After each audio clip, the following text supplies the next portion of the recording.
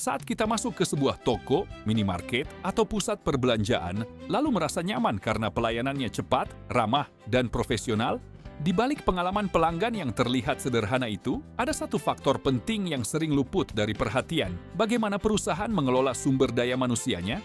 Di tengah persaingan bisnis retail yang semakin ketat, perusahaan tidak hanya dituntut menjual produk yang baik, tetapi juga membangun tim yang mampu memberikan pengalaman terbaik bagi pelanggan. Inilah yang membuat buku Manajemen Sumber Daya Manusia dalam Bisnis Retail, Teori, Strategi, dan Praktik Berkelanjutan, karya Ramadi, S.E.M.M. menjadi sangat relevan untuk dibaca.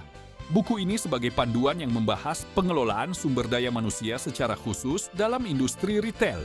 Berbeda dengan buku MSDM pada umumnya yang bersifat umum, buku ini fokus pada tantangan nyata yang dihadapi bisnis retail, mulai dari proses merekrut karyawan, meningkatkan kompetensi mereka, hingga mempertahankan kinerja dan kesejahteraan tenaga kerja dalam lingkungan yang dinamis.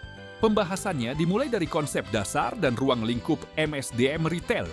Pembaca akan memahami karakteristik unik industri retail yang membutuhkan tenaga kerja adaptif, cepat belajar, dan mampu berinteraksi langsung dengan pelanggan. Setelah itu, bagaimana perusahaan merencanakan kebutuhan tenaga kerja melalui analisis jabatan dan perencanaan SDM yang tepat agar bisnis dapat berjalan secara efektif.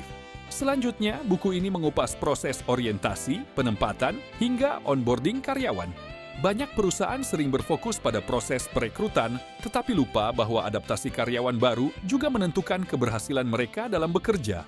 Melalui pembahasan yang sistematis, pembaca dapat memahami bagaimana membangun pengalaman awal yang positif bagi karyawan. Lalu buku ini juga membahas pelatihan dan pengembangan SDM, pengelolaan kinerja berbasis KPI, sistem penggajian, serta berbagai bentuk kompensasi dan benefit.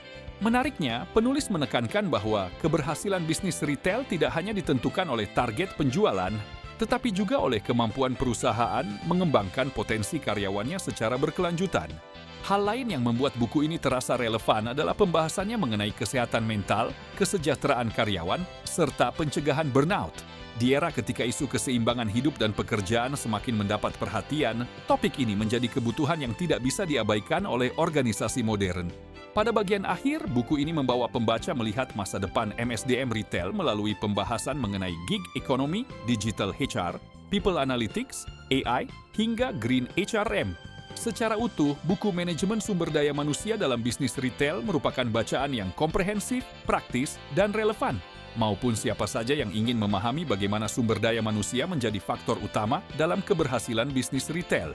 Sampai jumpa di ulasan buku selanjutnya.